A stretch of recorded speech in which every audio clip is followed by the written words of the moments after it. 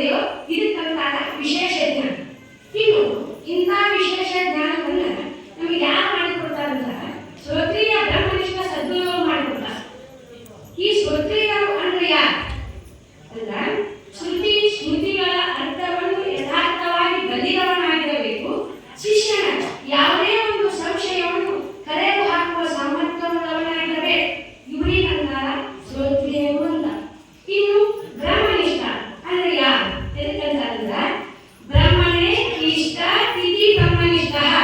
ಬ್ರಹ್ಮ ಸ್ವರೂಪವನ್ನು ಯಥಾರ್ಥವಾಗಿ ತಿಳಿದಿರಬೇಕು, ಅದರಲ್ಲಿಯೇ ತಲ್ಲೀನನಾಗಿರಬೇಕು. ಅಂದ್ರೇನು ಸ್ವತಃ ಈಜಾಗ್ ಬರಬೇಕು, ಈಜಾಗ್ ಕಲಿಸಲಿಕ್ಕೂ ಬರಬೇಕು, ತಾನು ಕಲಿರಬೇಕು, ಎಲ್ಲರಿಗೂ ಶಿಷ್ಯನಿಗೆ ಎಲ್ಲರಿಗೂ ತಿಳಿಸಾಕು ಬರಬೇಕು. ಇವರಿಗಂತಾರ ಬ್ರಹ್ಮನಿಷ್ಠ ಅಂತ. ಇಂಥ ಶ್ರೋತ್ರಿಯ ಬ್ರಹ್ಮನಿಷ್ಠ ಸದ್ಗುರುಗಳು ನಮಗ ನಮ್ಮ ಹೊರಗಿನ ವಸ್ತು ನಮ್ಮೊಳಗಿರುವ ಪರಮಾತ್ಮನನ್ನ ನಮಗ ತೋರಿಸಿ ತಿಳಿಸಿಕೊಡ್ತಾರೆ. ಆ ಪರಮಾತ್ಮನೇ ನೀ ಅಂತ ಹೇಳಿ ನಮಗ ತಿಳಿಸಿಕೊಡ್ತಾರೆ. ಯಾರು ಶ್ರೋತ್ರಿಯ ಬ್ರಹ್ಮನಿಷ್ಠ ಸದ್ಗುರುಗಳು. ಅಂತ ಶ್ರೋತ್ರಿಯ ಬ್ರಹ್ಮನಿಷ್ಠ ಸದ್ಗುರುಗಳು ಯಾರಂದ್ರ ಅವರೇ ಸದ್ಗುರು ಶಿವಯ್ಯಪ್ಪನವರು. ಇವರು ಶ್ರೋತ್ರಿಯ ಬ್ರಹ್ಮನಿಷ್ಠ ಸದ್ಗುರುಗಳು. ಇದು ಅವ್ರು ಏನಾಗಿತ್ತಂದ್ರೆ ಶಂಕರಾಚಾರ್ಯ ಆಶ್ರಮದೊಳಗ ಎಲ್ಲಾ ಶಿಷ್ಯರು ವಿದ್ಯಾಭ್ಯಾಸ ಮಾಡ್ತಿದ್ದರು. ಅವಾಗ ಅವರೊಳಗೊಬ್ಬ ಸನಂದನ ಅನ್ನೋ ಶಿಷ್ಯ ಬಹಳ ಮುಗ್ದಿದ್ದ. ಅವ ಬಹಳ ಶ್ರದ್ಧಾವಿತ್ತು. ಅಂದ್ರೇನು ಶ್ರದ್ಧಾವಾನ್ ಲಭ್ಯ ಜ್ಞಾನ. ಯಾರು ಶ್ರದ್ಧೆಯಿಂದ ಇರುತ್ತಾರೋ ಅವರಿಗೆ ಜ್ಞಾನವಾಗುತ್ತದೆ. ಅವಾಗ ಅವ ಬಹಳ ಭಕ್ತಿ ಶ್ರದ್ಧೆಯಿಂದ ಗುರುವಿನ ಸೇವೆ ಮಾಡ್ತಿದ್ದ. ಗುರುಗಳು ಅವನ ಮೇಲೆ ಅಷ್ಟು ಜೀವ ಇತ್ತು, ಬಹಳ ಪ್ರೀತಿದ್ರು. ಒಂದಿನ ಅವ್ರು ಏನ್ ಮಾಡಿದ್ರಂದ್ರೆ ಅವನಿಗೆ ಅವರು ಹೂವ ಹರಿಯ ಕಳಿಸಿದ್ರು. ಹೂವ ಹರ್ಕೊಂಬಾರಪ್ಪ ಪೂಜೆ ಬೇಕಾಗಿ ಅವರು ಹೂವ ಹರಿಯ ಕಳಿಸಿದ್ರು. ಅಲ್ಲೇ ಆಶ್ರಮದ ಪಕ್ಕ ಒಂದು ನದಿ ಇತ್ತು. ಆ ನದಿಯನ್ನು ದಾಟಿ ಹೋಗುವಾಗ ಅದು ಕಾಲೋಳಿ ಸ್ವಲ್ಪ ನದಿ ಇತ್ತು, ಅದನ್ನು ದಾಟಿ ಹೋದ. ಅಲ್ಲೆಲ್ಲ ಹೂವ ಹರ್ಕೊಂಡು ವಾಪಸ್ ಏನು ಹಳೆ ಬರಬೇಕಂತೇಳಿ ನದಿ ದಾಟಿ ಅಲ್ಲಿ ಮಹಾಪೂರ ಬಂದಿರ್ತದೆ. ಅಂದ್ರೂ ನದಿ ತುಂಬಿ ಹರಿತಿರ್ತದೆ ಬಹಳ.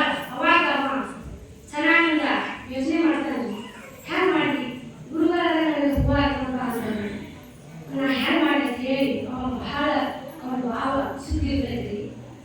ಅಂದ್ರೇನು ಅವ ಸದಾಕಾಲ ಗುರುವಿನ ಧ್ಯಾನವನ್ನ ಚಿಂತನೆಯನ್ನ ಮಾಡ್ತಿರ್ತಾನೆ. ಅವ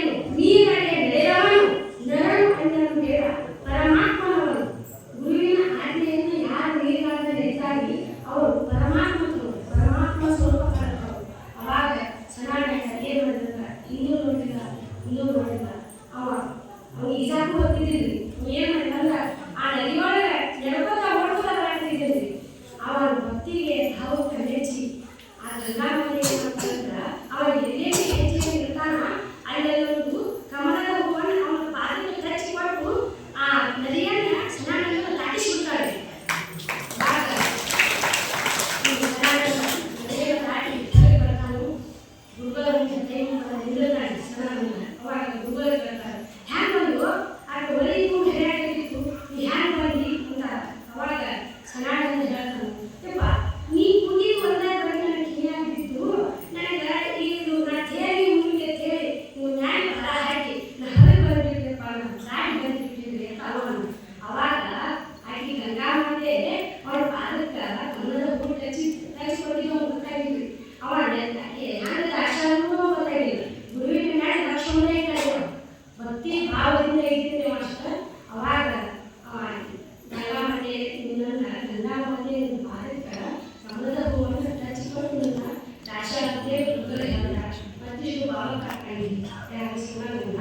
ಅಲ್ಲಿ ಅವನಿಗೆ ನಾಮ ಬರ್ತೈತಿ ಏನಂದ್ರ ಪದ್ಮಪಾದಾಚಾರ್ಯ ನಾಮ ಬರ್ತೈತಿ, ಹೆಸರು ಬರ್ತೈತಿ ಅವನು ಈ ಸರಾಳದಲ್ಲಿ. ಅವಾಗ ಗುರುಗಳು ಅವನ ಆಶ್ರಮಕ್ಕೆ ಕರ್ಕೊಂಡು ಹೋಗ್ತಾರೆ. ಅಲ್ಲಿ ಎಲ್ಲ ಶಿಷ್ಯರು ಅವರು ಆಯ್ತಪ್ಪ ಈಗ ಸರಾಳದಲ್ಲಿ ಬಂದ ಕರ್ಕೊಂಡ್ಬಂದ್ರಿ, ಈಗ ನೀವು ನಮಗೆ ಅತ್ಯಾಚಾರ ಮಾಡಿ ಹೇಳಿ ಅಂತ ಅವಾಗ ಈ ಗುರುಗಳು ಹೇಳ್ತಾರೆ, ಈಗಪ್ಪ ಇವತ್ತು ನಾನೇ ನಿಮ್ಗೆ ಅಭ್ಯಾಸ ಹೇಳಂಗಿಲ್ಲ, ಇವತ್ತು ಇವನೇ ಹೇಳ್ತಾರೆ ನಿಮ್ಗೆ ಅಭ್ಯಾಸ. ಈ ಸರಾಳನ್ನ ಪದ್ಮಪಾದಾಚಾರ್ಯ ನಾಮ ಅಂತಂದು ಅವಾಗ ಇವನೇ ನಿಮ್ಗೆ ಪದ್ಮಪಾದಾಚಾರ್ಯ ನಾಯಿ ಏನ್ರಿಪ್ಪ ಅವ ಹೇಳ್ತಾನ ನಮ್ಗೇನು ತಿಳಿಯಂಗೆ ಇಲ್ಲ, ಅವ ಹೆಂಗೆ ನಮ್ಗೆ ಅಭ್ಯಾಸ ಹೇಳ್ತಾನು ಅಂದಾಗ ಅವಾಗ ಗುರುಗಳು ಆ ಸರಾಳನ್ನ ಹಸ್ತದ ಮೇಲೆ ಅಮೃತಮಯ ಮಸ್ತಕದ ಮೇಲೆ ಅವರ ಹಸ್ತವನ್ನಿರ್ತಾರೆ, ಜ್ಞಾನವನ್ನು ಧಾರೆ ಇರ್ತಾರೆ. ಹೆಂಗಂದ್ರೆ ಆತ್ಮಹಾದೇವಿ ಒಂದು ಇದೊಂದು ವಚನವನ್ನು ಬಹಳ ಚಂದ ಹೇಳಿದೆ, ಬಹಳ ಚಂದ ಹೇಳಿದೆ. ನರ ಜನ್ಮವನ್ನು ತೊರೆದು ನರ ಜನ್ಮವನ್ನು ಮಾಡಿದ ಗುರುವೇ, ಬಲಿ ಎಂಬುದ ಬಿಡಿಸಿ ಭಕ್ತಿಯಂತೆ ಎನಿಸಿದ ಗುರುವೇ, ಈ ಭವಸಾಗರದ ಕಷ್ಟವನ್ನು ದುಃಖವನ್ನು ಹರಿದು ಪರಮಸುಖ ತೋರಿದ ಗುರುವೇ, ಕಾಣದ ಚಂದ ಮಲ್ಲಿಕಾರ್ಜುನರನ್ನು ಎಣ್ಣ ಕೈವಶಕ್ಕೆ ಕೊಂದಿಸಿದ ಗುರುವೇ, ನಿಮ್ಮ ಪಾದಕ್ಕೆ ನಮವನ್ನು ಮೂಡಿದೆ ಅಂತ ಹೇಗಂದ್ರೆ ಹೇಗೆ ಗುರುವಿಗೆ ಇಷ್ಟು ಸಮಯಗಳಾಗಿತ್ತು.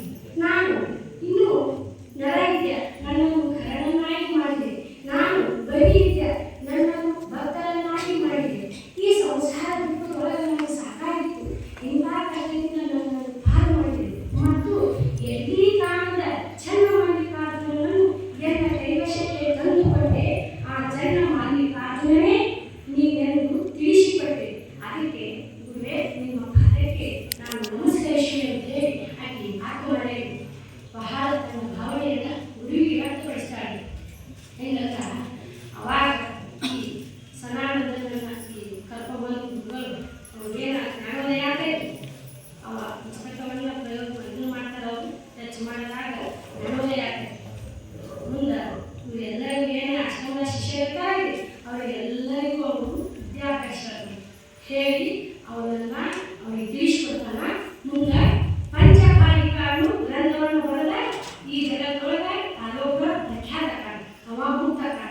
ಹೆಂಗಂದ್ರೆ ಮುಖ್ಯವಾಗಿ ನಮಗೆ ಗುರುವಿನಂತೆ ಬಣ್ಣ ಉಪಯೋಗ ಭಾಗ್ಯ ಇವನ್ನೆಲ್ಲ ನಾವು ಕೇಳಬಾರ್ದು. ಗುರುವಿನಂತೆ ಮುಖ್ಯವಾಗಿ ಏನು ಬೇಕಂದ್ರೆ ನಾವು ನಮಗೆ ಬುದ್ಧಿಯನ್ನು ಕೊಡುತ್ತೇವೆ, ಆ ದಾರಿಯನ್ನು ನಮಗೆ ತೋರಿಸು ಅಂತ ಹೇಳಿ ನಾವು ಗುರುವಿನ ಹತ್ರ ಬಂದು ಕೇಳಬೇಕು. ಹೆಂಗಂದ್ರೆ ನಗೋ ನ ತ್ಯಾಗ ಗುರು ಕೃಪಾಸೆ ಕೇವಲ ಜಾಗ ಅಂದ್ರೆ ಭೋಗದಿಂದ ಮೋಕ್ಷವಾಗುವುದಿಲ್ಲ, ತ್ಯಾಗದಿಂದ ಮೋಕ್ಷವಾಗುವುದಿಲ್ಲ, ಕೇವಲ ಸದೃಶ್ವರ ಪರಮರ ಕೃಪೆಯಿಂದ ಅವರ ಆಶೀರ್ವಾದದಿಂದ ಮೋಕ್ಷವಾಗುತ್ತದೆ. ಅದಕ್ಕೆ ನಾವು ಸದ್ಗುರುವಿನನ್ನ ಸ್ಮರಿಸುತ್ತಾ ಅವರ ಧ್ಯಾನವನ್ನು ಮಾಡುತ್ತಾ ಅದಕ್ಕೆ ಮುಖ್ಯವಾಗಿ ನಾವು ಪರಮಾತ್ಮನ ಕಾಣಬೇಕಾದ್ರೆ ಗುರು ಬೇಕು. ಗುರುವಿನಿಂದ ನಾವು ಪರಮಾತ್ಮನ ಅರಿಯಕ್ಕೆ ಸಾಧ್ಯ. ಮೊದಲು ಗುರುವಿನ ಅರಿತೀವಂದ್ರೆ ಪರಮಾತ್ಮನ ಅರಿಯಕ್ಕೆ ಸಾಧ್ಯ. ಅದಕ್ಕೆ ಗುರು ಶಂಭೋ ಲಿಂಗ ದಿಂದುರೆ ಮುಕ್ತಿ ಪಡೆಯುವುದೇ ಚಂದ್ರಮ್ಮ ಅಂತ ಹೇಳ್ಯಾರ. ಅದಕ್ಕೆ ಅಂಥ ಸದ್ಬುದ್ಧಿಯನ್ನ ಸದ್ಗುರುಶ್ವರ ಪಾಜಿಯವರು ನಮಗೆ ಕೊಟ್ಟು ಕಾಪಾಡಿ ಅಂತ ಹೇಳುತ್ತಾ ನನ್ನೆರಡು ಆತ್ಮಕುಸುಮಗಳನ್ನು ಸದ್ಗುರುಶ್ವರ ಪಾಜಿಯವರ ಪಾದಕಂದಗಳಿಗೆ ಸಮರ್ಪಿಸುತ್ತಾ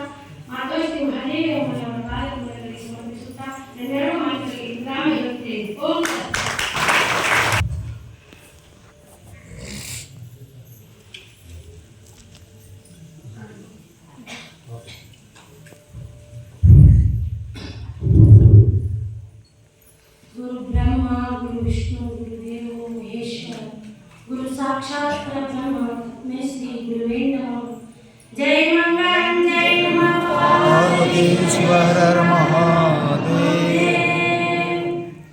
ಪ್ರಪ್ರಥಮದಲ್ಲಿ ಸದಾಶಿವ ಶಿವಯೋಗಿ ಸಿದ್ದರಾಮೇಶ್ವರ ಅಜ್ಜನವರ ಪಾದ ಕಮಲಗಳಲ್ಲಿ ಶಿರಸಾಷ್ಟಾಂಗ ನಮಸ್ಕಾರಗಳನ್ನು ಸಲ್ಲಿಸುತ್ತಾ ಸ್ವಪ್ರಿಯ ಬ್ರಹ್ಮನಿಷ್ಠರು ವೇದ ಬೋಧಕರು ಆದ ನಡೆದಾಡುವ ದೇವರಾದ ಬರುವ ಭಕ್ತರ ಕಾಮಧೇನುವಾದ ಸ್ವಪ್ರಿಯ ಬ್ರಹ್ಮನಿಷ್ಠ ಸದ್ಗುರು ಶಿವಯೋಗಿ ಅಪ್ಪಾಜಿಯವರ ಪಾದ ಕಮಲಗಳಲ್ಲಿ ಶಿರಸಾಷ್ಟಾಂಗ ನಮಸ್ಕಾರಗಳನ್ನು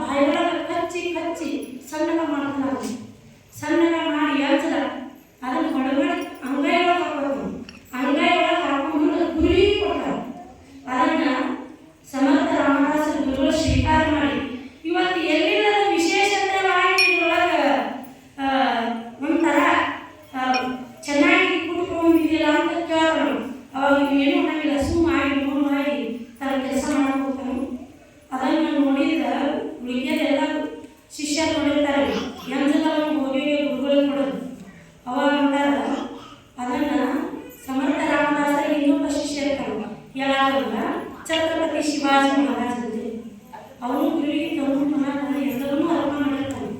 ಅವನಿಗೆ ಹೋಗಿ ಹೇಳ್ತಾರೆ ಹೀಗೆಲ್ಲ ಎಲ್ಲರೂ ಬರ್ತಾರೆ ಗುರುಗಳಿಗೆ, ಮತ್ತು ಗುರುಗಳು ಅರಿಲಾಗ ಅವ್ರು ತಿನ್ನಾಕತ್ತಾರ, ಇನ್ನೂ ಮಾಡಾಕತ್ತಾನ, ಹಿಂಗೆ ದ್ರೋಹ ಮಾಡಾಕತ್ತಾನ ಅಂತ ಹೇಳ್ತಾರೆ. ಅವಾಗ ಅವ್ರು ಏನಂತಾರಲ್ಲ, ಛತ್ರಪತಿ ಶಿವಾಜಿ ಅವ್ರು ಏನು ಮಾಡ್ತಾರೆ, ಗುರುಗಳ ಸನ್ನಿಧಾನಕ್ಕೆ ಬರ್ತಾರೆ. ಗುರುಗಳ ಸನ್ನಿಧಾನಕ್ಕೆ ಬಂದ ಏನು ಮಾಡ್ತಾರಲ್ಲ, ನಮಸ್ಕಾರ ಮಾಡಿ ಏನು ನಿಲ್ತಾರೆ, ನಿಲ್ಲಣ ಸಮರ್ಥ ರಾಮದಾಸ್ ಗುರುಗಳು ಅಂತಾರೆ, ನೀವು ಹೋಗಿ ಗೋಲಾನ ಕಡೆ ತಾಂಬೂಲ ಕುಟ್ಟಿಸ್ಕೊಂಬ ಅಂತ ಹೇಳ್ತಾರೆ. ಅವಾಗ ಸಿಟ್ಟೊಂದು ಬರುತ್ತಿದ್ದು ಶಿಷ್ಯರು ಹೇಳಿಕೆ ಇರ್ತಲ್ಲ, ಇನ್ನು ಹೋಗಿ ತಾಂಬೂಲ ಕುಟ್ಟಿಕೊಳ್ಳೋಣ. ಅವ ಕಚ್ಚಿನ ಕೊಡ್ತಾನೆ, ಕಚ್ಚಿ ಅದು ಎಂಜಲವನ್ನ ಶಿವಾಜಿ ಮಹಾರಾಜನ ಕೈಯಾಗ ಕೊಟ್ಟ ಕಳಿಸ್ತಾನ. ಅದನ್ನು ತಗೊಂಡು ಇದು ಸಮರ್ಥ ರಾಮದಾಸ ಗುರುಗಳಿಗೆ ಕೊಡ್ತಾನೆ. ಕೊಟ್ಟ ಅದನ್ನು ಸ್ವೀಕಾರ ಮಾಡ್ತಾರೆ ಸಮರ್ಥ ರಾಮದಾಸ. ಗುರು ಅಂದರೆ ಯಾಕಂದ್ರೆ ಗುರುವಿನ ಮಹಿಮಾ ಹೇಳಕ್ಕೆ ಆಗಂಗಿಲ್ಲ.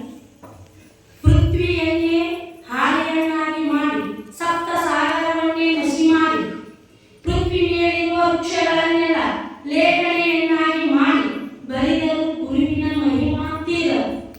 ಅಂತ ಸದ್ಗುರು ಶಿವಯ್ಯಪ್ಪನವರ ಮಹಿಮಾ ಹೇಳಕ್ಕಾಗಿಲ್ಲ, ಎಷ್ಟು ವಹಿಸಿ ಅದು ಕೇಳಂಗಿಲ್ಲ.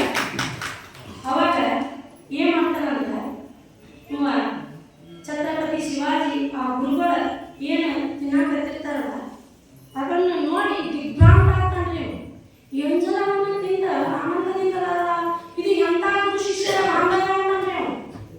ಅವಾಗ ಒಂದು 5 ನಿಮಿಷ ಆಗೋಣ ಸಮರ್ಥ ರಾಮದಾಸ ಏನಂತಾರ ಶಿವಾಜಿಗೆ, ಬೋರ ಯಾವುದರಿಂದ ಹುಟ್ಟ್ಯಾರ, ಹುಟ್ಟು ವರನ ತಂದು ಕೊಡು ನನಗೆ. ಇಲ್ಲಿ ಶಿಷ್ಯನ ಪರೀಕ್ಷೆ ಜಲವಾಗ್ತದೆ. ಶಿಷ್ಯನ ಮನಸ್ಸನ್ನು ನೋಡೋ ಸಲುವಾಗಿ ಯಾವುದರಿಂದ ಹುಟ್ಟ್ಯಾರ ಆ ಹುಟ್ಟು ವರನ ತಗೊಂಡು ಬಾ ಅನ್ನಾಗ ಛತ್ರಪತಿ ಶಿವಾಜಿ ಏನು ಮಾಡ್ತಾನಂದ್ರೆ, ಬೋಲ ಶಿಷ್ಯನ ಹೋಗ್ತಾನೆ. ಹೋಗಿ ನೀ ಎದ್ರಾಗ ಹುಟ್ಟಿಯಲ್ಲ ಆ ಹುಟ್ಟು ವರನ ಕೊಡಬೇಕಂತ ಗುರುಗಳು ಕೊಡು ಅನ್ನೋದು ಒಂದೇ ತರ ಅನ್ನೋ ಒಂದೇ ಮರು ಕ್ಷಣದಲ್ಲಿ ಛತ್ರಪತಿ ಶಿವಾಜಿಯಲ್ಲಿ ಇರ್ತಕ್ಕಂಥ ಖಡ್ಗವನ್ನು ತಗೊಂಡ ತನ್ನ ರೂಟನ್ನು ಪಡ್ಕೊಂಡ್ಬಿಡ್ತಾನೆ. ತಳ ನೆಲ ಮ್ಯಾಗ ಹುಟ್ಟಾಕತ್ತೆ ಮ್ಯಾಗಿಂದ ಗಿಡ ಸರಿ ಹೊಟ್ಟ ಏನೋ ನಿಲ್ಲುತ್ತೆ ರೂಟ ಹೋಗೋಣ ಸರಿ ನಿಂತರ ಹುಟ್ಟದಾಗಂತ ರೂಟವನ್ನು ತಗೊಂಡು ಹೋಗ್ತಾನೆ. ಛತ್ರಪತಿ ಶಿವಾಜಿ ತಗೊಂಡು ಹೋಗಿ ಸಮರ್ಥ ರಾಮದಾಸರ ಕೈಯೊಳಗೆ ಕೊಡ್ತಾರೆ. ಸಮರ್ಥ ರಾಮದಾಸರ ಕೈಯೊಳಗೆ ಕೊಟ್ರೆ ಈ ಗೋಲಾನ ಭಕ್ತಿ ಅಂತಾಗಿತ್ತಂದ್ರೆ ರೋಮ ರೋಮದಿಂದ ಸಮರ್ಥ ರಾಮದಾಸ ಭೂಮಿಯಾಗ ಬರ್ತಿದೆ. ರೋಮ ರೋಮದಿಂದಲೂ ಅವಾಗ ಸಮರ್ಥ ರಾಮದಾಸರ ಅವನ ಮುಂಡನ ಕೈಯೊಳಗೆ ಮುಂದಿಟ್ಕೊಂಡು ಒಂದು ತಾಸ ಜ್ಞಾನದೊಳಗೆ ತಂದಿ ಮತ್ತು ಸ್ಥಾನರಾಗಿ ಏನು ಮಾಡಿಲ್ಲ. ಛತ್ರಪತಿ ಶಿವಾಜಿ ಇದು ಎಲ್ಲಿಂದ ತಂದೆಯಲ್ಲ ಅಲ್ಲೇ ಹೋಗಿ. ಅವಾಗ ಛತ್ರಪತಿ ಶಿವಾಜಿ ಬಂದ ಮೊಲ ಶಿಷ್ಯಂದು ಶರೀರ ರೂಟ ತೆಗೆದ್ರೂ ಹಂಗ ಏಕನಿರ್ತೈತೆ. ರೋಮ ರೋಮದಿಂದ ಸಮರ್ಥ ರಾಮದಾಸ ಗುರುವೇ ಸಮರ್ಥ ರಾಮದಾಸ ಗುರುವೇ ಅಂತ ಬರ್ತೈತೆ. ಅವಾಗ ಹೋಗಿ ಶರೀರಕ್ಕೆ ಅರುಣವನ್ನು ಜೋಡಿಸಿ ಮೊದಲಿನಾಗ ಏಕಾಕಾರ ನಿಲ್ತಾನೆ. ಅವಾಗ ಏನು ಮಾಡ್ತಾರೆ, ಸಮರ್ಥ ರಾಮದಾಸ ಗುರುಗಳು ಬರ್ತಾರೆ. ಎಲ್ಲಿ ಅಂದ್ರೆ ಬೋಲಾಂಟೆ ಬಂದು ಏನಂತಾರ ಅಂದ್ರೆ, ಸಚ್ಚಾ ಹೈ ಸಚ್ಚಾ ತೂ ಹಿ ಗುರು ಕಾ ಬಚ್ಚಾ ಅಂತಾರೆ. ನಿಜವಾಗಿಯೂ ಸತ್ಯವಾಗಿಯೂ ನೀನೇ ಗುರುಪುತ್ರ ಇಲ್ಲಿ ಅಂತಾರೆ.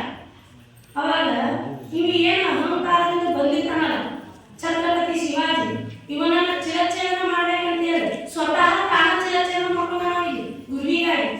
ಅವಾಗ ಛತ್ರಪತಿ ಶಿವಾಜಿ, ನಾನು ತನು ಮನ ಧನವನ್ನ ಕೊಟ್ಟಿನಿ, ನಾನು ನನ್ನಲ್ಲಿ ಇರುವಷ್ಟು ಇಟ್ಕೊಂಡು ಕೊಟ್ಟಿನಿ, ನಾನು ಪರಿಚಿನ ಆನಂದವನ್ನ ಹೊಂದಿನಪ್ಪ. ನೀ ತನು ಮನ ಜೊತೆಗೆ ನಾನು ಅಹಂಕಾರವನ್ನೇ ನೀ ಗುರುವಿಗೆ ಸಮರ್ಪಣೆ ಮಾಡಿಲ್ಲ, ನೀನೇ ನಿಜವಾದ ಶಿಷ್ಯ ಅಂತ ಅವನು ಅವನಿಗೆ ಸಾಷ್ಟಾಂಗ ನಮಸ್ಕಾರ ಮಾಡ್ತಾನೆ. ಆಮೇಲೆ ಗುರುವಿಗೆ ನಮಸ್ಕಾರ ಮಾಡ್ತಾನೆ. ಕೊನೆಯ ಗಂಡ ವಿಷಯ ಟೈಮ್ ಐತಿ ಏನಂದ್ರೆ ಹಿಂದಿ ಒಳಗೆ ಮಾಡ್ತಾರೆ, मृत्यु और मरण तेरा धर्म नहीं है, वह देह का